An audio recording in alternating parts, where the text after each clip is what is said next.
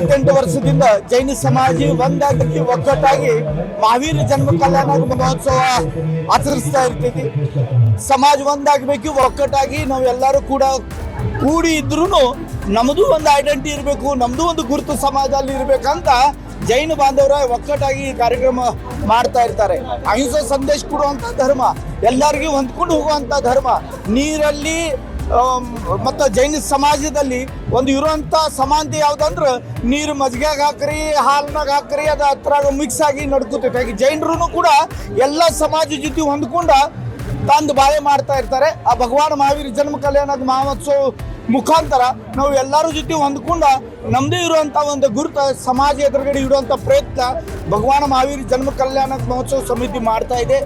ಇದಕ್ಕೆ ಬಹಳಷ್ಟು ಜನರು ಕೈ ಜೋಡಿಸಿ ಎಲ್ಲರೂ ಒಂದಾಗಿ ಒಕ್ಕಟ್ಟಾಗಿ ನಾವು ಇದು ಕಾರ್ಯಕ್ರಮ ಮಾಡ್ತಾ ಇರ್ತೀವಿ.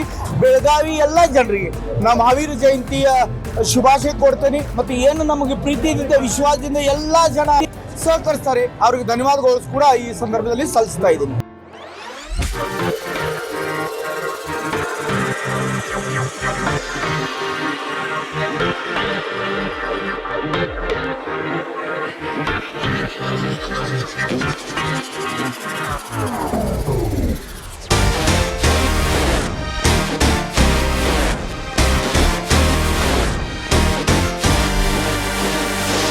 ತ್ಯಾಗ, ಅಹಿಂಸೆ ಮತ್ತು ಮಾನವ ಧರ್ಮಕ್ಕೆ ಸಾಕ್ಷೀಕರಣ ಇವತ್ತು ಬೆಳಗಾವಿಯಲ್ಲಿ ಆಗ್ತಾ ಇದೆ. ಭಗವಾನ್ ಮಹಾವೀರರ ಜಯಂತಿ ಉತ್ಸವದ ಅಂಗವಾಗಿ ತಮ್ಮಿಂದ ಒಂದು ಸಂದೇಶ ಬೆಳಗಾವಿಯ ಜನತೆಗೆ. ಮಹಾವೀರರ ಜನ್ಮ ಕಲ್ಯಾಣಕ್ಕೆ ನಿಮಿತ್ತ ಸಂಪೂರ್ಣ ಬೆಳಗಾವಿ ಜಿಲ್ಲೆಯ ಸಮಸ್ತ ಸಮಾಜದವರಿಗೆ ಮಹಾವೀರರ ಸಂದೇಶವನ್ನು ತಮ್ಮ ಜೀವನದಲ್ಲಿ ಅಳವಡಿಸಿಕೊಂಡ್ರೆ ಬಹುತೇಕ ಇವತ್ತು ಜಗತ್ತಿನಲ್ಲಿ ನಡೆಯುವಂತಹ ಯುದ್ಧಗಳು, ಮನದಲ್ಲಿರುವಂಥ ಅಶಾಂತಿ, ಲೋಭ, ಕ್ರೋಧ ಅವೆಲ್ಲವನ್ನು ಬಿಟ್ಟು ಒಂದು ಸದೃಢವಾದಂಥ ಮತ್ತು ಶಾಂತಿಯುತವಾದಂಥ ಮತ್ತು ಪ್ರಗತಿಪರ ಸಮಾಜವನ್ನು ನಿರ್ಮಾಣ ಮಾಡಲಿಕ್ಕೆ ಸಾಧ್ಯ ಆಗ್ತದೆ.